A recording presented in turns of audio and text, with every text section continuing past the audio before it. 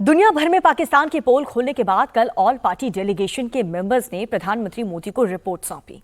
प्रधानमंत्री मोदी ने सभी को डिनर के लिए इनवाइट किया था। भारत का पक्ष रखने के लिए प्रधानमंत्री मोदी ने सांसदों की सराहना की। मोदी से मीटिंग की पूरी इनसाइड स्टोरी क्या है, 7 डेलीगेशन में से एक डेलीगेशन के लीडर रविशंकर प्रसाद से हमारे पॉलिटिकल एडिटर देवेंद्र पाराशर से एक्सक्लूसिव बातचीत आपको दिखाते हैं। सर, सबसे पहला सवाल यही कि कल जो पीएम मोदी साहब के साथ मुलाकात हुई आपकी, क्या कुछ बातचीत आप लोगों की हुई थी?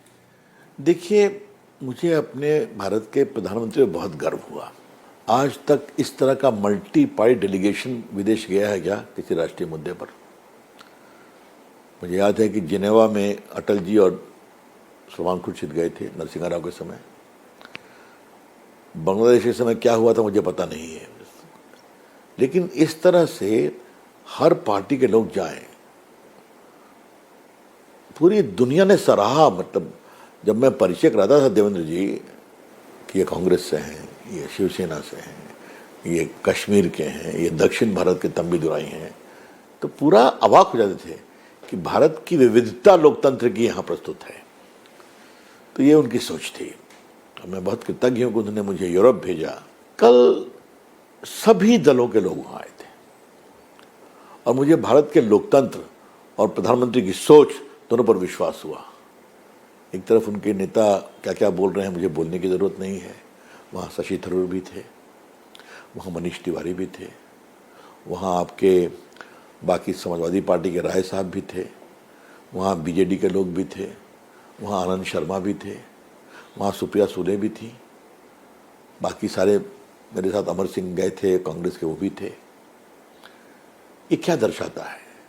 और सभी अपने अनुभव को साझा कर रहे थे और प्रधानमंत्री को बता रहे थे कि उन्होंने पाकिस्तान को कैसे बेनकाब किया और भारत के लोकतंत्र को कैसे प्रस्तुत किया और भारत सख्त कार्रवाई कर सकता है। पीएम ने सुना सबको, अपनी बात भी कही और मैं देश को आपके माध्यम से बताना चाहता हूं कि भारत के लोकतंत्र की मजबूती हम लोगों ने वहां बताई।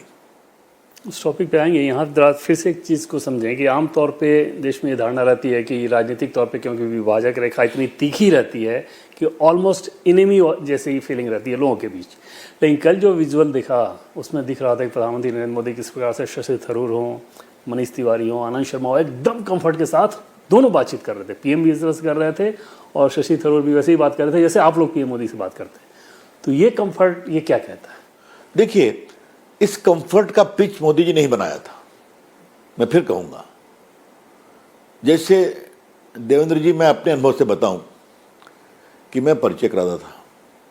ये अमर सिंह कांग्रेस के हैं, ये प्रियंका शिवसेना की है, हमारे विरोधी हैं, और बाकी परिचय कराता था। तो अमर सिंह भी बोलते थे कि हम हिंदुस्तान में इनके प्रखर विरोधी हैं, लेकिन यहां हम हिंदुस्तान को रिप्रेजेंट करने आए हैं, आतंकवाद के खिलाफ हम एक हैं। ताली बजती थी। यही तो लोकतंत्र की खूबसूरती है और यही खूबसूरती का संकेत कल की बैठक में दिखाई पड़ रहा था। वहां पॉलिटिकल डिवाइड दिखाई नहीं पड़ रहा था। भारत के प्रतिनिधि के रूप में 140 करोड़ हिंदुस्तानियों के प्रतिनिधि के रूप में हमने वहां क्या क्या बताया, क्या क्या समझाया और क्या क्या सुना और पाकिस्तान को कैसे बेनकाब किया। तो इसे कहते हैं राष्ट्रहित में राजनीति का एक स्वर।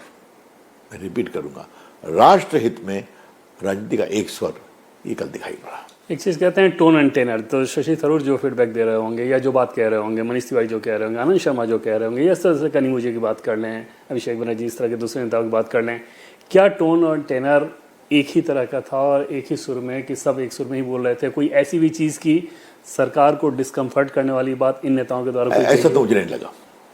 मैं सब पर देखा, स्वाभाविक था हम लोग कम बोल रहे थे, अपोजिशन के लोग अधिक बोलना चाहिए, आपने देखा भी होगा। हम लोग बैकग्राउंड में थे, एक आध टिप्पणी अपनी की, लेकिन कनिमोई ने भी कहा, अभिषेक बनर्जी ने भी कहा, सबों ने अपनी अपनी बातें कही। हाँ, अच्छा लगा, क्योंकि जिस ब्रीफ को लेके वो गए थे, पहलगाम के आतंकवाद को एक्सपोज करने और पाकिस्तान को बेनकाब करने और भारत कार्रवाई कर सकता है, उसी के संबंध में बातें बता रहे थे। और कई जो लोग पनामा गए थे, कोलंबिया गए थे, वहाँ के भारतीयों ने उनका स्वागत किया तो बहुत लोग खुश थे। जैसे मेरे लिए भी देवेंद्र बाबू, आपको मैं बताऊं कि अब लंदन में लगभग 1000 लोग आ गए हम लोग का भाषण सुनने, भारतीय को वंदे मातरम, भारत माता की जय। बर्लिन में आए, सबसे तो रोजा कोपेनहेगन में हुआ, वहाँ भी 500 लोग थे हॉल में, पाकिस्तानी पहुँच गए, 10-15 हल्ला करने लगे। तो मैं गया मुस्कुराते हुए, फिर चला गया। हमने कहा मित्रों परेशान नहीं हो, IMF के लोन की किस्त मिली है तो उसका कुछ सदुपयोग होना चाहिए ना। हम लोग को हर जगह वाहवाही मिल रही है तो डांट पड़ी होगी पाकिस्तान से, कुछ तो करके दिखाओ। तो भाड़े के लोग आए हैं, चले जाएंगे 10 मिनट में, चले गए, बिल्कुल 10 मिनट में चले गए। आपके डेलीगेशन को, या फिर शशि थरूर वाले की बात कर लें, या फिर मनीष तिवारी, आनंद शर्मा, इन सब नेताओं की बात कर रहे हैं, खासतौर पर अपोजिशन के संदर्भ में मैं जानना चाहूँगा कि कहीं उन्होंने ये फीडबैक दिया कल PM मोदी को, उनको ये फील हुआ कि भारत की विदेश नीति कोलैप्स कर गई है ऑपरेशन सिंदूर के बाद जिस तरह की घटनाएं हुई? नहीं, बिल्कुल नहीं, बिल्कुल नहीं। ये बहुत दावे के साथ कहना चाहता हूं, और उसके प्रत्यक्षम किम प्रमाणम देवेंद्र बाबू। पूरे यूरोप ने समर्थन किया। जर्मनी के विदेश मंत्री ने कहा कि I was the first. Priti Patel, shadow foreign minister of England, उसने कहा India has got the right to respond. European Union, उन्होंने कहा कि नहीं, we totally condemned it. House of Commons के speaker, terrorism of this kind is completely unacceptable. ये भाषा जब बोली जाती है ना, और यही भाषा हर जगह बोली गई, तो ये भारत के पक्ष में दुनिया क्यों खड़ी है। और एक बात हमने बार बार कही कि दुनिया में कहीं भी आतंकवाद होता है, उसकी सुई पाकिस्तान में क्यों है? या तो आतंकवादी पाकिस्तानी है कोई एक, या वो पाकिस्तान में ट्रेन हुआ है टेररिस्ट कैंप में। मैं ये सवाल इसलिए पूछ रहा हूँ, विदेश नीति कोलैप्स करने वाला टर्म का जो मैंने इस्तेमाल किया कि राहुल गांधी का ये टर्म था कि विदेश नीति कोलैप्स कर गई। तो ये कौन सी विदेश नीति राहुल गांधी को कोलैप्स समझ में आ रहा था, जो शशि थरूर को नहीं समझ में आया, आनंद शर्मा को नहीं समझ में आया, मनीष तिवारी को नहीं समझ में आया, आप लोगों को नहीं समझ में आया? आप लोग तो चलिए सत्ताधारी पार्टी के हैं, हो सकता है कि समझ के भी ना समझे, लेकिन इन नेताओं को कैसे नहीं समझ में आया जो राहुल गांधी को समझ में आ रहा? पर ये मुझे ये बताइए कि राहुल गांधी विदेश नीति को समझते हैं क्या? लेकिन चूंकि आपने सवाल उठाया है तो मुझे कृपा करके इसका उत्तर देने दीजिए। किसी अन्य प्रधानमंत्री के समय दुनिया के साथ ऐसे रिश्ते रहे हैं क्या? फ्रांस के राष्ट्रपति, क्या रूस के राष्ट्रपति, क्या यूरोप के सारे प्रधानमंत्री, क्या इंग्लैंड के प्रधानमंत्री व्यग्र हों ट्रेड डील करने के लिए? क्या अमेरिका के राष्ट्रपति, क्या चीन के राष्ट्रपति ऐसे रहे फिर भी मिले? क्या गल्फ कंट्रीज, कितने गल्फ कंट्री ने मोदी जी को अपने यहाँ का टॉप ऑनर भारत ने दिया है? आप मुझे बताइए। और देखिए, ये भारत की विदेश नीति की सफलता, अच्छा कि आपने सवाल उठाया।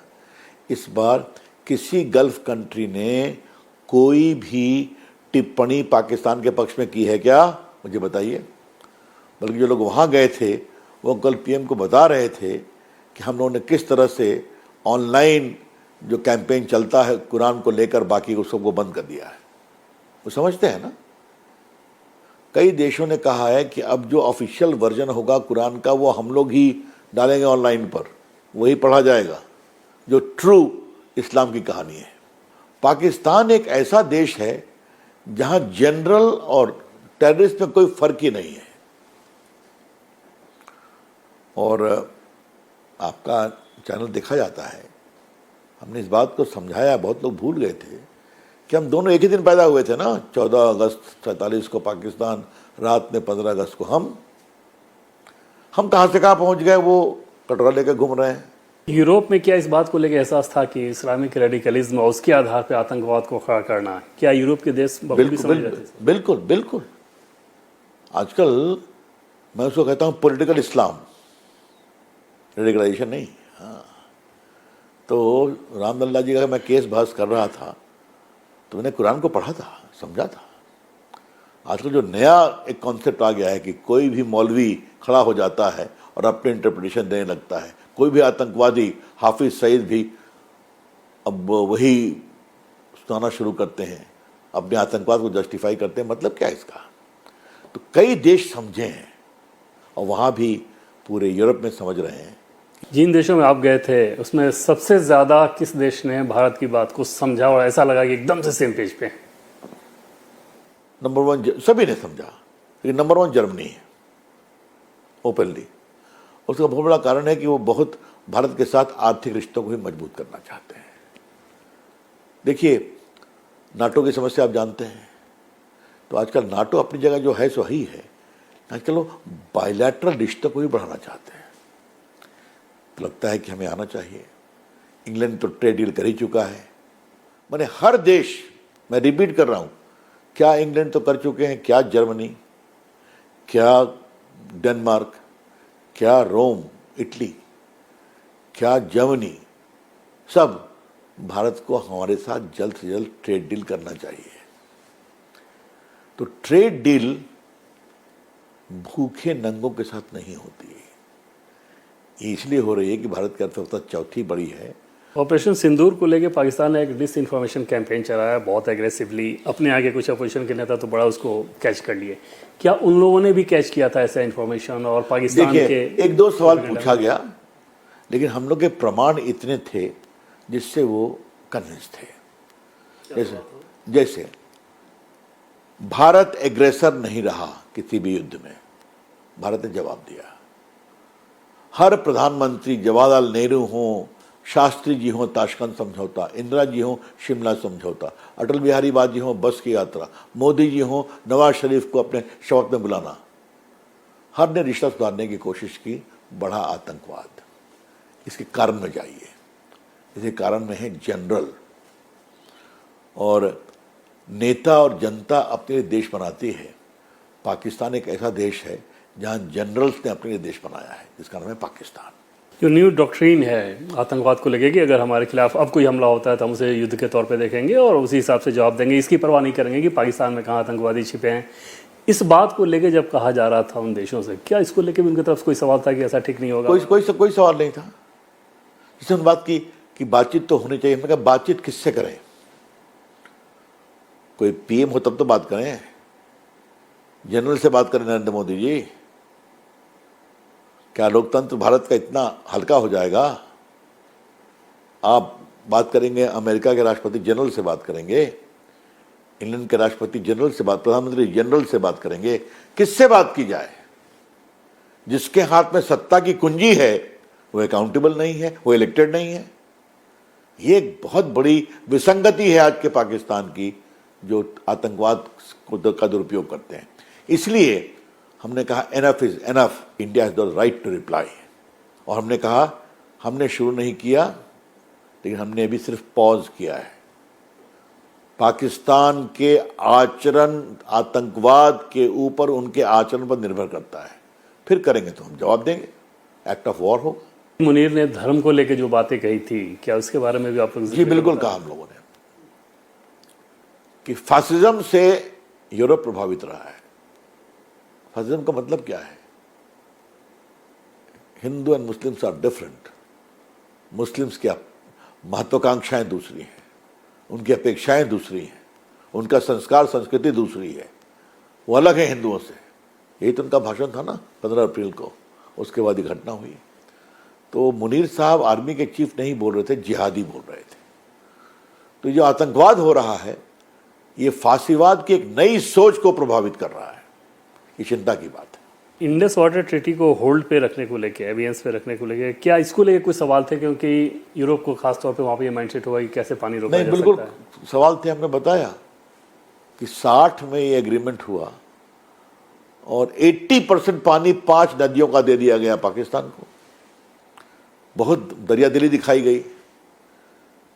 लेकिन उस ट्रीटी के प्रियम्बल में, प्रस्तावना में था कि it is based upon goodwill and friendship. सद्भाव और दोस्ती के बिना पर यह बन रहा है। और एक क्लॉज 8 में इसका जिक्र भी था। तो इतना सद्भाव दोस्ती दिखाया है इन्होंने। कितने लोग को मारा है? 40,000 लोग कश्मीर में मारे गए हैं। ये हमारे कश्मीर के एमपी गुलाम अली विस्तार से बताते थे। नार्को टेरर जो हो रहा है पंजाब में, इसको अमर सिंह बताते थे जो कांग्रेस के एमपी थे। तो इसको आप देखेंगे नहीं क्या? एक चीज़ था कि यूरोप में ऐसी बहुत सारी चीज़ें आती थी उस समय कि रूस और यूक्रेन वॉर में भारत की जो पोजीशनिंग थी, पीएम मोदी ने जो एक स्टैंड ले रखा था देश को लेके, वहाँ डिस्कम्फर्ट है कि इतना पेट्रोलियम हम लोग कैसे रूस से ले रहे थे। क्या उस डिस्कम्फर्ट का आप लोगों को ये एहसास हुआ इस डेलीगेशन को लेकर जब आप लोग गए यूरोप में अलग अलग जगह पे जब जा रहे थे? उन्होंने हमसे सवाल पूछा यूक्रेन पर। हमने कहा हमारे प्रधानमंत्री ने पुतिन को उनके फेस पर मीडिया के सामने कहा है ये युद्ध का समय नहीं है, शांति का काल है। This not the age of war, the age of peace. और हम उसमें विश्वास करते हैं। आपने देखा एक बार कार्रवाई किया, हमने रोक दिया। आतंकवाद के खिलाफ सख्त कार्रवाई भी ज़रूरी है। उन्होंने ये भी कहा कि ये गांधी का देश है, ये बुद्ध का देश है, लेकिन भगवान कृष्ण का चक्र भी चलता है ना। और दिनकर जी की कविता है ना, क्षमा शोभती उस भुजंग को जिसके पास गरल हो। तो भारत अपना गरल भी दिखाएगा कभी न कभी। ये सारी चीज़ें एलओपी, लोकसभा में एलओपी राहुल गांधी को कैसे नहीं समझ में आती? वो ये पूछते हैं सवाल कि कितने फाइटर जेट हमारे गिर गए, वो बताया जाए। हमारे विदेश मंत्री ने पहले पाकिस्तान को बता दिया है, विदेश नीति कोलैप्स कर गई। ऐसा है, मैंने एक बात संसद में कही थी और मैं उसको रिपीट करूंगा, इससे अधिक और क्या बोलूं। तो उन्होंने कहा था कि 5-6 साल में व्यक्ति युवा हो जाता है, तपस्या से गर्मी आती है। तो हमने यही कहा कि इनको कौन पढ़ा रहा है, इनका ट्यूटर कौन है। तो इतना ही कहूँगा, विदेश नीति पर राहुल गांधी को एक अच्छे ट्यूटर की ज़रूरत है, बशर्ते कि वो सीखने को तैयार हो। इससे अधिक मैं कुछ नहीं बोलूँगा। आगे पार्लियामेंट का मानसून सेशन आ रहा है, वहाँ पे चर्चा स्वाभाविक तौर पे होगी, आतंकवाद को लेकर चर्चा होगी और ये सारे विषय आएंगे। अभी तक दिखा है कि जो पॉलिटिकल लाइन पे जो एक कटुता होनी चाहिए वो नज़र नहीं आया और ऑल पार्टी डेलीगेशंस की शानदार उपलब्धि रही। क्या आपको लगता है कि ये मेंटेन रहेगा पार्लियामेंट? मुझे पूरी उम्मीद है। जो कांग्रेस के लोग गए थे वो जब बोलेंगे तो अपने अनुभव को साझा करेंगे। कनिमोई की मैंने कल बधाई दिया, उनसे पूछा गया था भाषा के बारे में, तो उन्होंने कहा the only language of India is unity in diversity. ये भाषा है, अच्छी बात है। बाकी लोग जो बोल रहे हैं आपने सुना ही सुना, चाहे शशि थरूर हों या बाकी हों या सुप्रिया सुले हों। तो क्या उस सदन में इस बात को दोहराएंगे नहीं क्या? इसी से एक बहुत आशावादी सोच निकलेगी और सदन को समझना पड़ेगा कि राजनीति की सीमा होती है, सहमति की कोई सीमा नहीं होती।